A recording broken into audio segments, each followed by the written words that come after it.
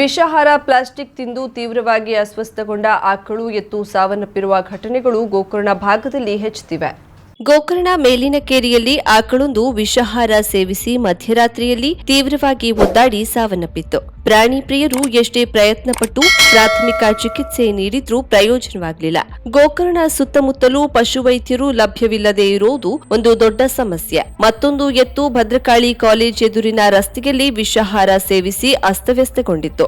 ಸ್ಥಳೀಯರಾದ ಪ್ರವೀಣ್ ಕೇಣಿ ಹಾಗೂ ಕಿಶನ್ ಪಂಡಿತ್ ಅವರು ಪ್ರಾಣಿ ರಕ್ಷಕ ಹಾಗೂ ಗ್ರಾಮ ಪಂಚಾಯತ್ ಸದಸ್ಯ ಸುಜಯ್ ಅವರಿಗೆ ತಿಳಿಸಿದರು. ಕೂಡಲೇ ಸುಜಯ್ ಸ್ಥಳಕ್ಕೆ ಆಗಮಿಸಿ ಪಶು ವೈದ್ಯರನ್ನ ಕರೆಸಿ ಸ್ಥಳೀಯರ ಸಹಾಯದಿಂದ ಎತ್ತಿಗೆ ಚಿಕಿತ್ಸೆ ನೀಡಿ ಮಾಲೀಕರನ್ನ ಪತ್ತೆ ಹಚ್ಚಿ ಎತ್ತನ್ನ ಸುರಕ್ಷಿತವಾಗಿ ಮಾಲೀಕರ ಕೊಟ್ಟಿಗೆಗೆ ಕಳುಹಿಸಿದ್ದರು. ಆದರೆ ಮರುದಿನ ದುರದೃಷ್ಟವಾಗಿ ಎತ್ತು ಮೃತಪಟ್ಟಿದೆ. ದನದ ಕೊಟ್ಟಿಗೆಗಳೆಲ್ಲ ರೂಮುಗಳಾಗಿ ಪರಿವರ್ತನೆಗೊಳ್ಳುತ್ತಿದೆ. ಪ್ಲಾಸ್ಟಿಕ್ ಕವರ್ನಲ್ಲಿ ಆಹಾರ ಹಾಕಿ ಎಲ್ಲೆಂದರಲ್ಲಿ ಎಸೆಯುತ್ತಿರೋದ್ರಿಂದ ಆಕಳ ಬಾಯಿಗೆ ವಿಷವನ್ನ ಜನರೇ ನೀಡುತ್ತಿದ್ದಾರೆ.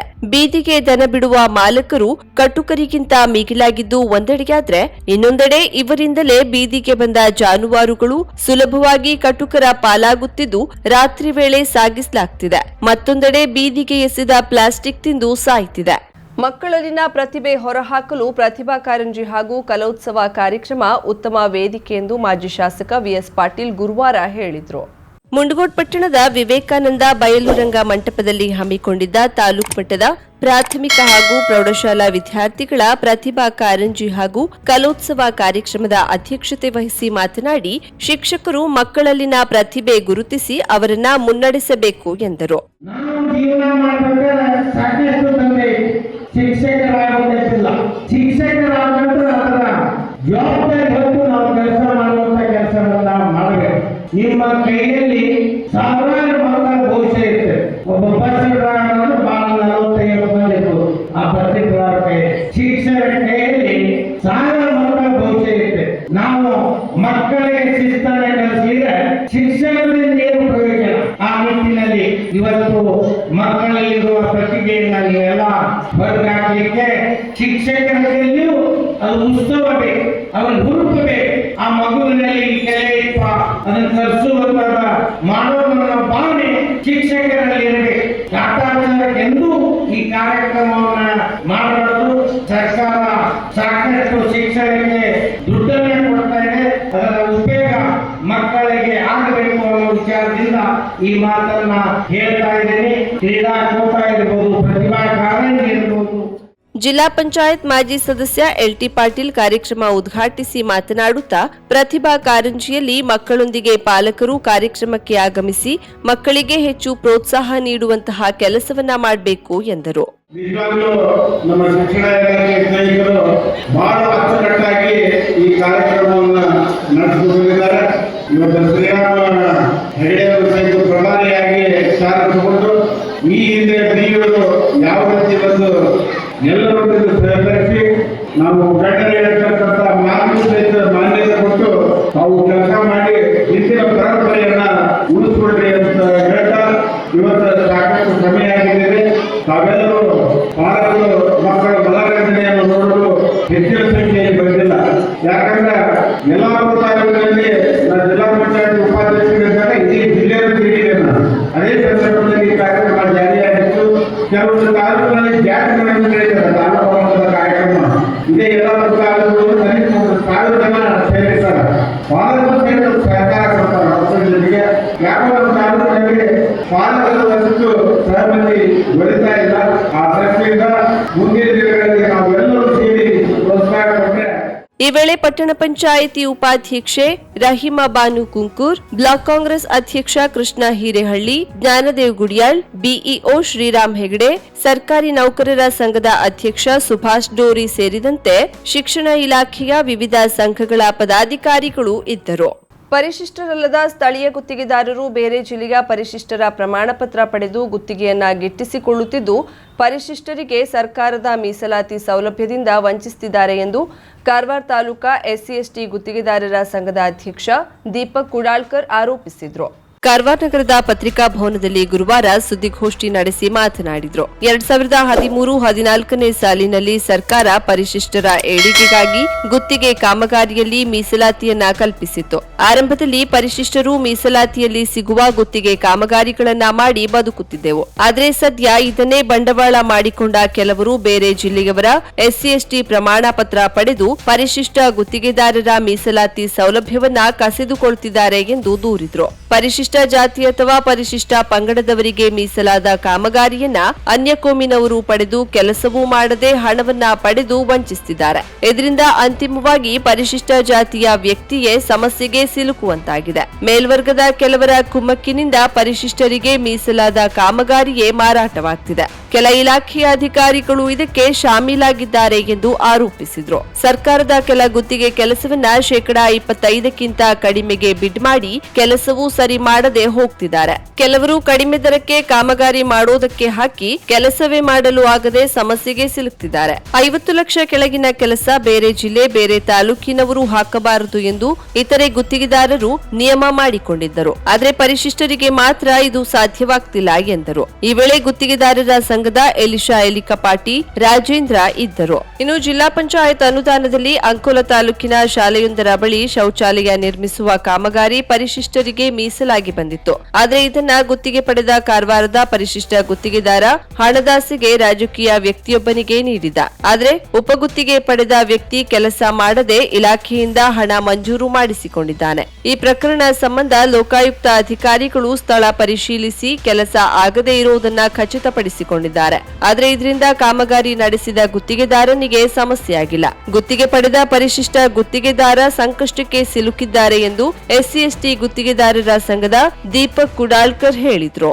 ಸಿದ್ದರಾಮಯ್ಯ ಅವರು ಈ ಪರಿಶಿಷ್ಟ ಜಾತಿ ಜನಾಂಗದವರಿಗೆ ಒಂದು ಅವರ ಏಳಿಗೆಗಾಗಿ ಅವರ ಜೀವನೋಪಾಯವನ್ನು ಮಾಡಿಕೊಳ್ಳಲಿಕ್ಕೆ ಈ ಒಂದು ಸಿವಿಲ್ ಕಾಮಗಾರಿ PWD, ZP ಮತ್ತು ಸ್ಥಳೀಯ ಸಂಸ್ಥೆಗಳಾದ ಗ್ರಾಮ ಪಂಚಾಯತಿ, ತಾಲೂಕ್ ಪಂಚಾಯತಿ ಇಲ್ಲಿ ಒಂದು ವರ್ಕ್ ತಗೊಳ್ಳಿಕ್ಕೆ 50 ಲಕ್ಷದ ಒಳಗಡೆ ವರ್ಕ್ ಒಂದು ತಗೊಳ್ಳಿಕ್ಕೆ ಮೀಸಲಾತಿಯನ್ನು ಕಲ್ಪಿಸಿದ್ರು. ಒಂದು ಇಂತಿಷ್ಟು ಪರ್ಸೆಂಟ್ ವರ್ಕ್ ಅನ್ನು 25% ವರ್ಕ್ 50 ಲಕ್ಷದ ಕೆಳಗಿನ ವರ್ಕ್ ಅನ್ನು ಪರಿಶಿಷ್ಟ ಜಾತಿ ಪರಿಶಿಷ್ಟ ಪಂಗಡದವರಿಗೆ ನೀಡಬೇಕು ಎನ್ನುವ ಉದ್ದೇಶದಿಂದ ಈ ಒಂದು ವರ್ಕ್ ಮಾಡಲಾಗಿದೆ. ಆದರೆ ಪ್ರಥಮದಿಂದ ಎಲ್ಲಾ ಗುತ್ತಿಗೆದಾರರು ಸಮಾನವಾಗಿ ಕೆಲಸವನ್ನು ಮಾಡ್ತಾ ಇದ್ರು. SRI ನಲ್ಲಿ ಕೆಲಸ ಮಾಡ್ತಾ ಇದ್ರು. ಒಳ್ಳೆ ರೀತಿಯಿಂದ ಕೆಲಸ ಆಗ್ತಾ ಇತ್ತು. ಆದ್ರೆ ಕಾಲಕ್ರಮೇಣ ನಮ್ಮಲ್ಲಿ ಇರುವಂತಹ ನಾವು ಕಾರವಾರ ವಿಷಯ ತಗೊಳ್ಬೇಕು ಅಂತ ಹೇಳಿದ್ರೆ ನಾವು ಗುತ್ತಿಗೆದಾರರ ಸಂಘಟನೆ ರಚನೆ ಮಾಡ್ಲಿಕ್ಕೆ 5 ರಿಂದ 6 ಜನ ಇದ್ದಿದ್ದು. ಈಗ 18 ಜನ ಆಗಿದ್ದಾರೆ. ಅದರಲ್ಲಿ ಹೊರಗಡೆ ಮತ್ತೆ ಸುಮಾರು ಜನ ಇದ್ದಾರೆ. ಇವ್ರು ಏನ್ ಮಾಡ್ತಾ ಇದ್ದಾರೆ ಅಂದ್ರೆ ಯಾರು ನಮ್ಗೆ ಗೊತ್ತಾಗುದಿಲ್ಲ. ಟೆಂಡರ್ ಬಂದ ಕೂಡಲೇ ಈ ಟೆಂಡರಿಂಗ್ ಮಾಡ್ಬಿಡ್ತಾರೆ. ಯಾರ ಹೆಸರಲ್ಲಿ ಮಾಡ್ತಾರೆ. ಅವರು ನಮ್ಮ ಜಿಲ್ಲೆಗೂ ಇರುವುದಿಲ್ಲ, ನಮ್ಮ ಬೇರೆ ಜಿಲ್ಲೆಯವರು ಇರ್ತಾರೆ. ನಮ್ಮ ತಾಲೂಕಿನವರು ಇರುವುದಿಲ್ಲ, ನಮ್ಮ ಜಿಲ್ಲೆಯವರು ಇರುವುದಿಲ್ಲ. ಬೇರೆ ಬೇರೆ ತಾಲೂಕಿನವರು ಬೇರೆ ಬೇರೆ ಜಿಲ್ಲೆಯವರು ಕೊಪ್ಪಳದಿಂದ ರಾಮನಗರ, ಹಾವೇರಿ, ಅದೇ ರೀತಿ ಶಿವಮೊಗ್ಗ ಆ ಸೈಡ್ನವರು, ಉಡುಪಿ ಈ ಸೈಡ್ನವರು ಟೆಂಡರ್ ಅವ್ರ ಹೆಸರಲ್ಲಿ ಟೆಂಡರ್ ಹಾಕ್ತಾರೆ. ಅವ್ರ ಗುತ್ತಿಗೆದಾರರಿಗೆ ಏನು ಗೊತ್ತಿರುವುದಿಲ್ಲ. ಈಗ ಸ್ಥಳೀಯರು ಕೂಡ ಇವತ್ತು ಒಂದು ಪತ್ರಿಕೆಯಲ್ಲಿ ನಾನು ನೋಡಿದ ಹಾಗೆ ಈ ಒಂದು ಸ್ಥಳೀಯ ಸಂಸ್ಥೆ ನಮ್ಮ ಗ್ರಾಮ ಪಂಚಾಯತ್, ಜಿಲ್ಲಾ ಪಂಚಾಯತ್ ಮತ್ತು ತಾಲೂಕ್ ಪಂಚಾಯತ್ ಮಾಡಿದಿರುವಂತಹ ವರ್ಕ್ ಅನ್ನು ಕಳೆದ ವರ್ಷ ನಮಗೆ ಯಾವ ವರ್ಕ್ ಅವರು ತಾಲೂಕ್ ಪಂಚಾಯತ್ ಇಂದ ನೀಡಲಿಲ್ಲ. ನಾವು ಪ್ರತಿಯೊಂದು ಜಿಲ್ಲಾ ಪಂಚಾಯತ್ ಮತ್ತು ತಾಲೂಕ್ ಪಂಚಾಯತ್ಗೆ ನಾವು ರೈಟಿಂಗ್ ನಲ್ಲಿ ಕೊಟ್ಟಿದ್ದೇವೆ. ನಮ್ಮ ಸಂಘಟನೆ ಇದೆ. ಈ ಸಂಘಟನೆಯಿಂದ ಏನಾದ್ರು ಮೀಸಲಾತಿಯಲ್ಲಿ ನಮಗೆ ರೆಂಡಮಿನೇಷನ್ ಮಾಡಿದ ನಂತರ ಏನು ವರ್ಕ್ ಬರ್ತದೆ ಆ ವರ್ಕ್ ಅನ್ನು ನಮ್ಮ ಗಮನಿಸ್ತಾರೆ. ನಾವು ನಮ್ಮ ಆ ಸ್ಥಳೀಯರಿಗೆ ಯಾರು ಇರ್ತಾರೆ ಅವರಿಗೆ ಆ ವರ್ಕ್ ಅನ್ನು ಕೊಡ್ತೀವಿ ಮತ್ತು ಒಳ್ಳೆ ರೀತಿಯಿಂದ ವರ್ಕ್ ಅನ್ನು ಮಾಡ್ತೀವಿ ಅಂತ ಹೇಳಿ ನಾವು ಹೇಳಿದ್ರು ಕೂಡ ಇವ್ರು ಏನ್ ಮಾಡ್ತಾರೆ, ಯಾರ್ಯಾರ ಹೆಸರಲ್ಲಿ ವರ್ಕ್ ಮಾಡ್ಕೊಂಡು ನಮ್ಗೆ ಗೊತ್ತಿಲ್ಲದೆ ಬೇರೆಯವರು ಮಾಡ್ತಾರೆ. ಮೇಲ್ಜಾತಿಯವರು ಆ ವರ್ಕ್ ಅನ್ನು ಮಾಡ್ತಾರೆ. ಆ ಮಾಡಿದ ವರ್ಕ್ ಅನ್ನು ಕಳಪೆ ಆಗಿರುತ್ತೆ, ಕೆಲಸನೂ ಪೂರ್ತಿ ಆಗಿರುವುದಿಲ್ಲ. ಅದರಿಂದ SC/ST ಗುತ್ತಿಗೆದಾರರ ಹೆಸರನ್ನು ಹಾಳಾಗುತ್ತೆ. ರಸ್ತೆ ಕಾಮಗಾರಿ 32 ಲಕ್ಷದ ಕಾಮಗಾರಿಯನ್ನು ಆ ಗುತ್ತಿಗೆದಾರ ಗೊತ್ತೇ ಇಲ್ಲ. SC/ST ಗುತ್ತಿಗೆದಾರ ಹಳ್ಳಿ ಕಮ್ಯುನಿಟಿ SC ಅವ್ರ ಹೆಸರಲ್ಲಿ ಬೇರೆಯವರು ಮಾಡಿದ್ದಾರೆ. ಉತ್ತರ ಕನ್ನಡ ಜಿಲ್ಲೆಯ ಪುರಾಣ ಪ್ರಸಿದ್ಧ ಹಾಗೂ ನಾಗಾರಾಧನೆಯ ಪುಣ್ಯ ಕ್ಷೇತ್ರ ಎಂದೇ ಪ್ರಸಿದ್ಧಿ ಪಡೆದಿರುವ ಹೊನ್ನಾವರ ತಾಲೂಕಿನ ಮುಗ್ವಾ ಶ್ರೀ ಕ್ಷೇತ್ರ ಸುಬ್ರಹ್ಮಣ್ಯ ದೇವಾಲಯದಲ್ಲಿ ಚಂಪಾಷಷ್ಠಿ ಉತ್ಸವ ಡಿಸೆಂಬರ್ 7ರಂದು ಶನಿವಾರ ನಡೆಯಲಿದೆ. ಶ್ರೀ ಕ್ಷೇತ್ರದಲ್ಲಿ ಡಿಸೆಂಬರ್ 7ರಂದು ಶನಿವಾರ ನಡೆಯುವ ಚಂಪಾಷಷ್ಠಿ ಉತ್ಸವ ಜಾತ್ರಾ ಮಹೋತ್ಸವದ ಪ್ರಯುಕ್ತ ದೇವಾಲಯದಲ್ಲಿ ಬೆಳಿಗ್ಗೆ 7 ಗಂಟೆಯಿಂದ ರಾತ್ರಿ 8:30ರವರೆಗೆ ಹಣ್ಣುಕಾಯಿ ಸೇವೆ, ಅರ್ಚನೆ, ಆರತಿ, ಸರ್ವ ಸೇವೆ, ಪಂಚಖಾದ್ಯ ಅನ್ನಭಾಗ್ಯ ಸೇವೆ, ಲಾಡು ಪ್ರಸಾದ ಸೇವೆ ಸೇರಿದಂತೆ ವಿವಿಧ ಸೇವೆ ನಡೆಯಲಿದೆ. ಬೆಳಿಗ್ಗೆ 8:30ರಿಂದ 12 ಗಂಟೆಯವರೆಗೆ ಸಮೀಪದ ನಾಗಬನದಲ್ಲಿರುವ ನಾಗದೇವರಿಗೆ ಕ್ಷೀರಾಭಿಷೇಕ, ಆರತಿ ಮತ್ತು ಫಲಾಭಿಷೇಕ ಸೇರಿದಂತೆ ವಿವಿಧ ಸೇವೆ ನಡೆಯಲಿದೆ. ಮುಂಜಾನೆ 6 ಗಂಟೆಯಿಂದ ರಾತ್ರಿ 8:30ರವರೆಗೆ ಭಕ್ತರಿಗೆ ದೇವರ ದರ್ಶನಕ್ಕೆ ಅವಕಾಶ ಕಲ್ಪಿಸಲಾಗಿದೆ. ರಾತ್ರಿ 8:30ರ ನಂತರ ದೇವಾಲಯದಲ್ಲಿ ಯಾವುದೇ ಸೇವೆ ಅವಕಾಶ ಇರುವುದಿಲ್ಲ. ಭಕ್ತಾದಿಗಳು ಹೆಚ್ಚಿನ ಸಂಖ್ಯೆಯಲ್ಲಿ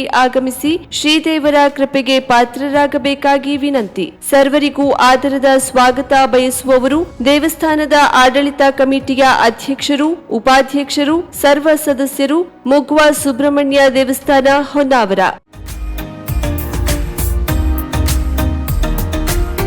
ಮಿಲನ್ ಎಂಟರ್ಪ್ರೈಸಸ್ ಬೃಹತ್ ಎಲೆಕ್ಟ್ರಾನಿಕ್ ಹಾಗೂ ಫರ್ನಿಚರ್ ಮಳಿಗೆ.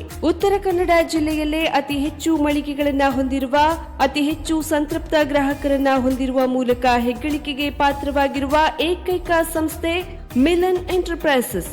ನಮ್ಮ ಮಳಿಗೆಗಳಲ್ಲಿ ಪ್ರಸಿದ್ಧ ಕಂಪನಿಗಳ electronic refrigerator, washing machine, LED TV, ಎಸಿಗಳು ಲಭ್ಯ. ಭಾರತದ ಕರಾವಳಿ ಹವಾಮಾನಕ್ಕೆ ಹೊಂದಿಕೊಳ್ಳುವ ನಂಬರ್ 1 ಬ್ರ್ಯಾಂಡ್ ಆದ ಗೋದ್ರೇಜ್ ಕಂಪನಿಯ ಕಪಾಟು, ಆಫೀಸ್ ಟೇಬಲ್, ಆಫೀಸ್ ಚೇರ್, ಬ್ಯಾಂಕ್ಗಳಿಗೆ ಹಾಗೂ ಚಿನ್ನದ ಅಂಗಡಿಗಳಿಗೆ ಬೇಕಾಗುವ ಸೇಫ್ ಲಾಕರ್ಗಳು ಅತಿ ಕಡಿಮೆ ಬೆಲೆಯಲ್ಲಿ ಲಭ್ಯವಿದೆ. Teak wood sofa set, wooden dining table ಹಾಗೂ ಗ್ರಾಹಕರಿಗೆ ಬೇಕಾಗುವ ಅಳತೆಯಲ್ಲಿ ನಿಮ್ಮ ಮನೆಗೆ ಹೊಂದಿಕೊಳ್ಳುವ ಹಾಗೆ ಫರ್ನಿಚರ್ ಗಳನ್ನ ಮಾಡಿಕೊಡಲಾಗುವುದು. ಕಸ್ಟಮೈಸ್ಡ್ ಕಿಚನ್, ವಾರ್ಡ್ರೋಬ್ ಗಳನ್ನ ಅತಿ ಹೆಚ್ಚು ವರ್ಷಗಳ ಕಾಲ ಬಾಳಿಕೆ ಬರುವ ಹಾಗೆ ವಾರಂಟಿಯೊಂದಿಗೆ ಮಾಡಿಕೊಡಲಾಗುವುದು. ನಮ್ಮಲ್ಲಿ ಡ್ಯೂರಾಫ್ಲೆಕ್ಸ್, ಗೋದ್ರೇಜ್ ಕಂಪನಿಯ memory foam mattress, orthopedic mattress, spring ಮ್ಯಾಟ್ರೆಸ್ಗಳು ಕಡಿಮೆ ಬೆಲೆಯಲ್ಲಿ ಲಭ್ಯ. ವಿವಿಧ ಕಂಪನಿಗಳ ನವೀನ ಮಾದರಿಯ ಮಿಕ್ಸರ್, ಗ್ರೈಂಡರ್, ಫ್ಯಾನ್, ಕುಕ್ಕರ್, ತವಾ, ಫ್ಲಾಸ್ಕ್, ಮೈಕ್ರೋ ಓವೆನ್ಗಳು ಲಭ್ಯವಿದೆ. 0% ಬಡ್ಡಿಯೊಂದಿಗೆ ಸ್ಥಳದಲ್ಲಿಯೇ ಬಜಾಜ್ ಫೈನಾನ್ಸ್ ನಿಂದ ಸಾಲ ಸೌಲಭ್ಯವಿದೆ. ಮಿಲನ್ ಎಂಟರ್ಪ್ರೈಸಸ್ ನಲ್ಲಿ ಖರೀದಿ ಮಾಡುವ ಗ್ರಾಹಕರಿಗೆ ಡಿಸ್ಕೌಂಟ್ ಮತ್ತು ಗಿಫ್ಟ್ ಜೊತೆಗೆ ಪ್ರತಿ 2,000 ರೂಪಾಯಿಗಳ ಖರೀದಿಗೆ ಒಂದು ಬಂಪರ್ ಲಕ್ಕಿ ಡ್ರಾ ಕೂಪನ್ ನೀಡಲಾಗುವುದು. ಈ ಲಕ್ಕಿ ಡ್ರಾನಲ್ಲಿ 7 ಲಕ್ಷದವರೆಗೆ ಬಹುಮಾನ ಗೆಲ್ಲುವ ಅವಕಾಶ ನಿಮ್ಮದಾಗಿರುತ್ತದೆ. ಲಕ್ಕಿ ಡ್ರಾದಲ್ಲಿ 1 ಕಾರ್, 2 ಬೈಕ್ ಮತ್ತು ರೆಫ್ರಿಜರೇಟರ್, ವಾಷಿಂಗ್ ಮಷೀನ್ ಸೇರಿದಂತೆ 30 ಲಕ್ಕಿ ಗ್ರಾಹಕರಿಗೆ ಬಹುಮಾನ ಗೆಲ್ಲುವ ಅವಕಾಶ. ಗ್ರಾಹಕರ ಸಂತೃಪ್ತಿಗೆ ನಮ್ಮ ಮೊದಲ ಆದ್ಯತೆ ಎನ್ನುವುದು ಮಿಲನ್ ಎಂಟರ್ಪ್ರೈಸಸ್ನ ವಾಕ್ಯ. ಉತ್ತರ ಕನ್ನಡ ಜಿಲ್ಲೆಯ ನಮ್ಮ ಶೋರೂಮ್ಗಳಾದ old Mahalakshmi super market, Mulla stop ಹತ್ತಿರ, ಕಾಜುಬಾಗ್, ಕಾರವಾರ, ಅಗ್ರಿಕಲ್ಚರ್ ಆಫೀಸ್ ಎದುರುಗಡೆ, ಮಾಸ್ತಿಕಟ್ಟೆ ರೋಡ್, ಹೊನ್ನಾವರ, ಸೀಮಾ ಕಾಂಪ್ಲೆಕ್ಸ್ ಹತ್ತಿರ, Moni Basti main road, Bhatkal, Indian bank ಎದುರು, CP Bazar road, Sirsi, JS building, JN road, Dandeli, KS building, Motikeri road, Haliyal. ಇಲ್ಲಿಗೆ ತಪ್ಪದೇ ಭೇಟಿ ನೀಡಿ ಸಂತೃಪ್ತರಾಗಿ.